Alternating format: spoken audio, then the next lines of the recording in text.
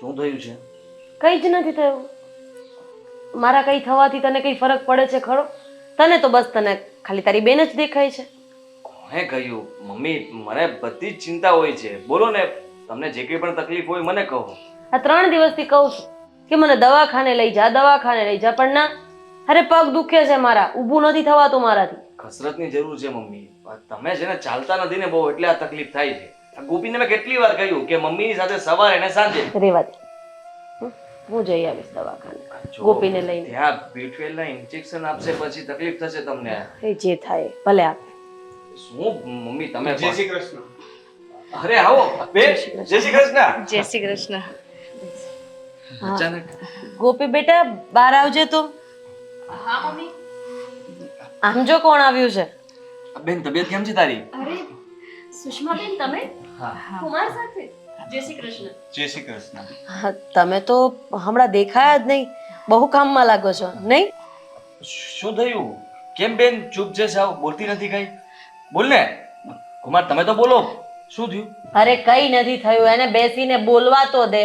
એને કઈ તકલીફ નથી. તને બધી બહુ દેખાઈ જાય કે ઈ ચિંતામાં છે, ઈ તકલીફમાં છે. બેસવા આવ્યા છે બંને જણા. બેસી લેવા દે, ચા પાણી પીશે અને આજે જમીને જશે. હા, છોડ, હવે શાંતિ રાખ. ભલે ને જમીને જાય. હા, ગોપી આજે બધું જમવાનું બનાવજે. ના ના ભાઈ, અમે જમવા નથી આવ્યા, એટલે રોકાવાના નથી જમવા. થોડી વાત કરવાની હતી એટલે આવ્યા હતા. તું બોલ ને.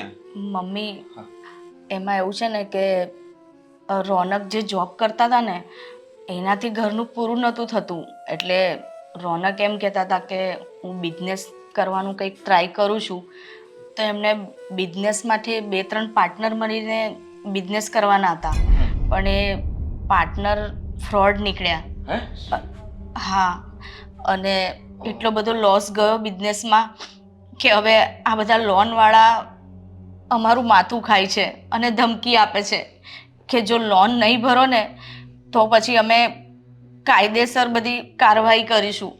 અને રોનક એમ કહે છે કે જો આવું કંઈ થશે ને તો હું મારો જીવ ગુમાવી દઈશ. આ શું બોલો છો? અરે આવું તો બધાના જીવનમાં થતું હોય. અને જ્યારે આપણી સામે આવી કોઈ આપત્તિ આવી પડે ત્યારે જ તો ખબર પડે ને કે આપણે કેટલા સ્ટ્રોંગ છીએ, આપણામાં કેટલી હિંમત છે. અરે આ બધા તોફાન સાથે લડવાની તાકાત તો જેન્ટ્સમાં જ હોય ને. અને તમે આવી વાતો કરીને તમારી હિંમતને તો નબળી પાડો જ છો, પણ સાથે સાથે મારી દીકરીને પણ નબળી પાડો છો. એવું નથી મમ્મી. મનથી તો હું બહુ સ્ટ્રોંગ છું, પણ શરીરથી તો વીક જ રહેવાનું ને. હવે એમાં એવું છે કે સુષ્માને પણ બધી વાત નથી કરી, એટલે એને એવું છે કે મેં લોન બેંકમાંથી લીધી છે.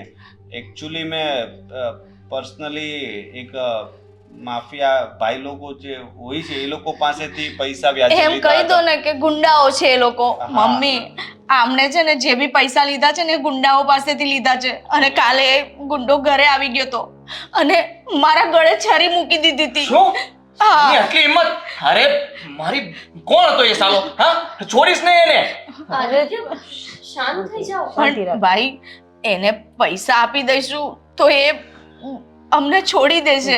તો આપી દેશું ને.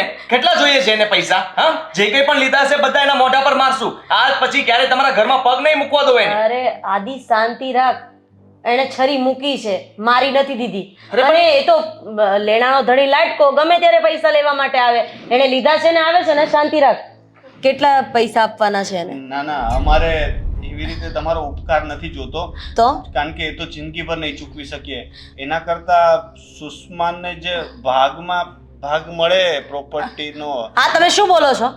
હા, સાંભળી તો લેવા દ્યો. હા બોલો ને. મમ્મી અધૂરી વાતમાં બધું સમજાઈ જાય છે. એનો કહેવાનો મતલબ એ છે કે આ ઘર અને પ્રોપર્ટીમાં સુષ્માનો જે ભાગ આવતો હોય એ આપી દો, એટલે એ લોકો છૂટા થઈ જાય, એટલે કોઈ ઉપકાર ન રહે. આ તો કેવી વાત થઈ કુમાર? જ્યારે લગ્ન કર્યા ત્યારે આવી કોઈ વાત થઈ હતી? હા, કે મારી દીકરીનો આ ઘરમાં ભાગ કે હિસ્સો કંઈ પણ છે એમ? એ તો કાયદામાં લખેલું છે, એમાં કઈ ચોક. તમે મને કાયદા શીખવાડશો? મમ્મી જવા દો ને, પણ આ સીધી વાત છે ને. હા મમ્મી તમે પણ આમ બોલો છો. તમને તમારા દીકરીની પડી જ નથી. તમારી સુષ્મા, મને તો તને મારી દીકરી કહેતા શરમ આવે છે કે તારી નજર આ મિલકત ઉપર, આ પ્રોપર્ટી ઉપર છે. તારા પપ્પા આટલું જે પણ કઈ મૂકીને ગયા છે ને, અરે એની ઉપર પૂરેપૂરો અધિકાર મારા દીકરાનો છે. મમ્મી તમે એને પર ગુસ્સે ન થાવ, એની તબિયત ખરાબ થઈ જાય છે અચાનક. જો, જો, જો. બેન તું ચિંતા ના કરતી. જો સાંભળ, આ છે ને પાણી લાવો ને. હા બેન તું જરાય ચિંતા ન કરતી. આ મિલકતમાં તારો પૂરેપૂરો ભાગ છે જ. અને આમ પણ બધું કઈ મારું છે એવું જરૂરી નથી. તારો હિસ્સો લાગે જ છે ને. આદિ, આ બધું હજુ મારા નામે છે ને. મારે કોના નામે કરવું ને એ મારે જોવાનું છે. તું આ બધું કહેવા વાળો કોણ? હા, થઈ જશે સરખું. જ્યારે આવી કઈ વાત થાય ને ત્યારે માણસને પરસેવો વળવા માંડે, તકલીફ થાય. પી લે પાણી. જો મમ્મી તમે સમજતા નથી. એ લોકો ચિંતામાં છે અત્યારે. આપણે આવી રીતે વાત કરશું અને આરોપ સપોર્ટ નહીં. ના આપતા, હું મારો જીવ આપી દઈશ. ચલો રોનક, આપણે જઈએ અહીંથી. અને ના, હું પણ ના ના ના જો હું કહું છું ને, મમ્મી નહીં માને તો મારા ભાગનો હિસ્સો હું તમને આપી દઈશ બસ. આ મિલકતમાંથી મારે કોને શું આપવું અને કોને શું ના આપવું ને એ મને સમજાય છે. અને મને નથી ખબર કે તારી નજર આ મિલકત ઉપર છે. મમ્મી સમજતા નથી ગોપી, તું સમજાવ ને. અને આ મા બાપની સંપત્તિ ઉપર જ્યારે દીકરી સાસરે જાય ને ત્યારે બે થાપા મારીને જાય, એટલે એમ એના ભાઈને અને પરિવારને કહીને જાય છે કે મને આમાંથી કંઈ જ નથી જોતું. હા, અને એક વખત મારી દીકરી આ વાત કરે ને તો મને સમજમાં આવે, પણ જમાઈ તમે અહીંયા કઈ મૂકી ગયા છો તમે? હા, એણે જ મને કહેવાનું કહ્યું હતું કે મારો એ તો કાલ સવારે તમને કહેશે કે તમે રૂપિયા ના લેતા. એણે કીધું તું માફિયા પાસેથી રૂપિયા લેવાનું, એમ છતાંય તમે લીધા ને. મમ્મી હવે જે થયું એ થઈ ગયું છે ને, એને ભૂલી જાઓ. આ લોકોને એમાંથી બહાર તો કાઢવા પડશે ને. બેનનું મોઢું જુઓ, આ કેટલી ચિંતામાં છે. મને વિચારવાનો સમય આપ. એવી રીતે કઈ રૂપિયા ઝાડ ઉપર નથી ઉગતા. 15 લાખ રૂપિયા, 20 લાખ રૂપિયા, 10 લાખ રૂપિયા, 5 લાખ રૂપિયા જ્યારે જોઈએ ત્યારે તે ધરીને આપ્યા છે ને એને. વાસાઈમાંથી મારું નામ કાઢી નાખજો બસ. મારી બેનને છે ને કઈ દુઃખ પડે હું નહીં સહન કરું. આદિત્ય, તમે તું શું બોલે છે? આજે બોલું છું એ સમજીને જ બોલું છું. જ્યારે જુઓ ત્યારે બસ તમે કહો છો બેનને નહીં આપવાનું, અરે એને આપવાનું, એનો હક બને છે. આદિત્ય, તું પેલા શાંત થઈ જા. તું જેમ કહીશ ને એમ થશે, પણ તું પેલા શાંત થઈ જા. તું શું બોલી રહ્યો છે? ભાન છે એનું તને? વારસાઈમાંથી તારું નામ કાઢી નાખું. જુઓ છું, મમ્મીની વાત સાચી છે. જે પણ નિર્ણય લો એ સમજી વિચારીને લો. આ કઈ એક બે દિવસની વાત નથી. અરે તમારા કારણે અમારા ઘરમાં ઝઘડો થઈ રહ્યો છે ને તમે આવી રીતે અહીંયા બેઠા છો. તમે માણસ કહેવાને લાયક નથી. રેવા દો ભાઈ, નથી જોઈતા. ચલો, હું મારો જીવ આપી દઈશ. બેન, કૃષ્ણાબેન, જવા દે ને. મારી વાત સાંભળ. અરે શું થવા બેઠું છે આ ઘરને? મને તો એ જ નથી સમજ પડતી. અને આ મારો ગાંડો દીકરો એની બેન પાછળ એટલો બધો ગાંડો થઈ ગયો છે કે એને સમજ નથી પડતી કે આ લોકો. મમ્મી જુઓ, તમે પણ શાંત થઈ જાઓ. હું આદિત્યને સમજાવું છું ને.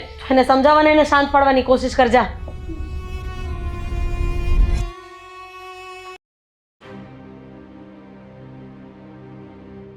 આ બેન ફોન પણ નથી ઉપાડતી. અરે આટલું ગુસ્સામાં કોઈ જતું હશે. ઓરો કોણ? આદિત્ય, શું થયું? વાત થઈ કઈ બેન સાથે? અરે ના, હવે ફોન પણ નથી ઉપાડતી. તમે પાછળ ગયા હતા ને? પણ હા, ત્યાં તો એ લોકો નીકળી ગયા. મારી કોઈ વાત ન સાંભળી. ગુસ્સામાં ગયા હતા બંને. ખબર નહીં કઈ ઊંધું પગલું ન ભરી લે. હવે કઈ વાત સાંભળશો મારી? શું સાંભળવા માટે બાકી રહ્યું છે કઈ? હા, ઘણું બધું કહેવાનું બાકી રહ્યું છે. મમ્મીની એક વાત સાંભળવા તૈયાર નથી. એ તમને જે કહેતા હતા એ સાચું જ હતું ને? બિલકુલ ખોટું હતું. શું ખોટું હતું એમાં? મને જણાવશો? ખોટું જ કહેવાય ને. હા, બેન મુસીબતમાં છે અને મમ્મી એ લોકોના ભાગ કાઢતા હતા. એમને સમજાવવાની કોશિશ કરતા હતા અને કહેતા હતા કે બધું ઠીક થઈ જશે, આમ ઠીક થઈ જશે. પેલો ગુંડો છરી બતાવીને ગયો છે, કાલ સવારે કઈ કરી નાખશે તો મમ્મીને એ નથી વિચાર આવતો? પણ આદિત્ય, રોનક કુમારનું ય કુટુંબ છે. આપણે જ નથી ખાલી એમને મદદ કરવા માટે. મને કુમારની વાત તું રહેવા દે. કુમારની ચિંતા હું નથી કરતો. મને મારા બેનની ચિંતા છે. ઠીક છે? હા, કુમારને કઈ થશે તો પણ બેનને ચિંતા થશે ને. તો વિચાર કર, કાલ સવારે એ લોકો કુમારને ઉઠાવીને લઈ ગયા તો એના કુટુંબ પરિવાર વાળા ક્યાં એને પકડવા જવાના છે? બસ, પણ કેટલું દેવું થયું છે, કેટલા રૂપિયા માંગવા માટે આવે છે, કંઈ જ ના પૂછ્યું અને સીધા વસિયતનામા ઉપર તમે આવી ગયા કે તમારા ભાગનું બધું એને આપી દેવું છે. મમ્મી સાંભળતા હતા મારી વાત? નહીં, હું શાંતિથી વાત કરવાની કોશિશ જ કરતો હતો. અને તમે શાંતિથી વાત કરતા હતા? તમે કેટલા ઉગ્ર થઈને વાત કરતા હતા એ તમને ભાન છે? ઉગ્ર થવું પડ્યું મારે. મમ્મી એ લોકોને ખોટા સાબિત કરવા માંગતા હતા. ખોટા જ હતા, સાચા નહોતા. ખોટા તમે લોકો છો જે મને સમજાવી રહ્યા છો. અને હું તારી વાત કોઈ પણ સમજવાનો નથી. મારે જે કંઈ પણ કરવું હશે ને હું મારી રીતે ડિસિઝન લઈ લઈશ અને કરી નાખીશ. મારો ફોન લાવ. સાંભળો વાત, એ સાચા હોત ને તો એક વખત તમને વ્યવસ્થિત રીતે સમજાવત કે કયો બિઝનેસ કરતા હતા, ક્યાંથી પૈસા લીધા હતા, કયા લોકો હતા અને શું કામને એટલા બધા પૈસા જ લીધા. તમને કે આપણને પૂછવા તો નથી આવ્યા ને? દર વખતે પૂછવું જરૂરી નથી હોતું. કે? કહ્યું હતું ને, એ બચારા આપણી પાસે કઈ લાચારી નથી કરતા કે ભીખ માંગવા નથી આવતા. હા, એની મજબૂરી હોય છે કે આપણી પાસે આવવું પડે છે. અત્યારે પણ એમની મજબૂરી હતી. એમણે સાહસ કર્યું હતું, નવો પ્રયત્ન કર્યો હતો, પોતાનો બિઝનેસ કરીને સારી રીતે પોતાનું સ્ટેન્ડ લેવા માંગતા હતા, બતાવવા માંગતા હતા કે કરી શકે એમ હતા, પણ ન થયું ને. બસ આદિત્ય, ક્યારેક તો મગજનો ઉપયોગ કરો. તમે તમારી બેનની વાત ઉપર બસ એકદમ ઇમોશન્સમાં આવીને જ વાત કરવા માંગતા હોવ છો. મેં ક્યારેય માંગ્યા મારા ભાઈ પાસે પૈસા? તમે મને કીધું કે તું તારા ભાઈ પાસે માંગવા જા. મારે જરૂર નથી પડી ને, એટલા માટે. મારે પણ લોસ ગયો હોત તો હું પણ કહેત તને કે ચાલ આપણે તારા ભાઈ પાસે મદદ માંગવા જઈએ, અને તો તું ના પાડત મને. ના પાડત, પણ તમે સાચા હોત ને તો હું ના પાડત. અરે એમણે કોની પાસે પૈસા લીધા છે, કેટલા રૂપિયાનો કરજો કર્યો છે, કોઈ વાત નથી કીધી અને સીધા જ તમે મિલકતમાં ભાગ દેવા માટે તૈયાર થઈ ગયા. હા, મેં નક્કી કરી નાખ્યું છે, મારે કંઈ નથી જોતું. ઠીક છે, હું ફરીથી મારી મહેનતથી ઊભો થઈશ અને મારા ભાગનું મમ્મી બધું ભલે એની પાસે રાખતા, મારા ભાગનું જે કંઈ પણ આવતું હશે ને બેનને આપી દઈશ, એટલે વાત પતી ગઈ ને. તમારા ભાગનું એટલે આપણું કંઈ જ નથી, બધું તમારું અને મારું છે. આદિત્ય, તમે એક પણ વખત નથી વિચાર્યું કે આપણું શું થશે? બધું જ એમને આપી દેશો તો કાલ સવારે આપણા વચ્ચે બાળક થાય તો એનું શું? તો તું પણ એ જ વિચારે છે ને? લાલચુ છે ને તું? હા, તું પણ તારો સ્વાર્થ જુએ છે. કોઈની મદદ કરવી એ તને નથી દેખાતું અને વિચારે છે કે પૈસા જતા રહેશે તો બસ પતી ગયું. મારો સાથ નહીં આપે ને તું? હા, ફરી ગઈ ને તું? હા, સમય આવે બધા સરખા જ હોય છે. આજે સમજાઈ ગયું મને. આદિત્ય, મારી વાત તો સમજવાની કોશિશ કરો. હું તમને એવું નથી કહેતી કે તમે એમને મદદ ના કરો, પણ મદદ કરવા માટે એક રકમ હોય, અડધો અડધ ભાગ કઈ દીકરી માંગે, અને આપણે એમને આજ સુધી દેવામાં બાકી શું રાખ્યું છે? કાયદેસર રીતે કેસ કરશે તો દેવું પડશે ને. હા, કઈ નહીં કરી શકો તમે લોકો. એટલે હવે એક કેસ પણ કરી શકે આપણા કરી ઉપર. શકે ને? હું કહીશ બેન કેસ કર અને લડ. તારી સાથે તારો ભાઈ ઊભો છે, હું પણ જોઉં છું કે તને તારો ભાગ કેમ નથી મળતો. તમે ગાંડા થઈ ગયા છો કે શું બેનની પાછળ? કોઈ ભાઈ સામેથી પોતાના જ ઘર ઉપર કેસ કરવાનું કે? હા, હું કહી શકું. મમ્મી નથી સમજતા, તું નથી સમજતી, પણ હું મારી બેનનો સાથ આપીશ અને આપીને જ રહીશ. હું આવું નહીં કરવા દઉં. તું મને રોકીશ? હા આદિત્ય, જરૂર પડશે ને તો હું પણ તમને રોકીશ. હું પણ જોઉં છું કે તું મને કેવી રીતે રોકી શકે છે. મને કોઈ નહીં રોકી શકે, સમજી તું? હું મિલકતમાંથી ભાગ આપીને રહીશ. આપણા સ્વાર્થ માટે મારે રોકવા પડશે, કારણ કે તમે ખાલી તમારું વિચારો છો. મારું કે ક્યારેક આવનારા બાળકનું તો કંઈ વિચારતા જ નથી. આ ઘરના વારિસનું નથી વિચારતા. નહીં, કોઈનું નથી વિચારતો. નથી વિચારવું મારે કોઈ. જે આ દુનિયામાં જ નથી આવ્યું એનું શું વિચારવાનું? જે અહીંયા છે, જીવે છે, એનું મારે વિચારવાનું છે, એનું ધ્યાન રાખવાનું છે, અને એ ફક્ત મારી બેન છે. મારી બેન માટે હું ગમે તે કરી શકું એમ છું, સમજી તું? ફોન લાવ મારો. હવે કઈ બોલતી નહીં તું.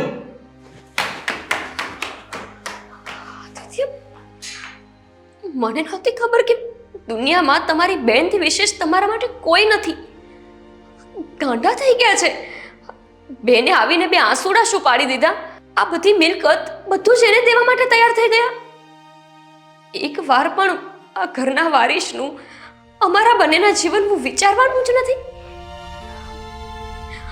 આદિત્ય,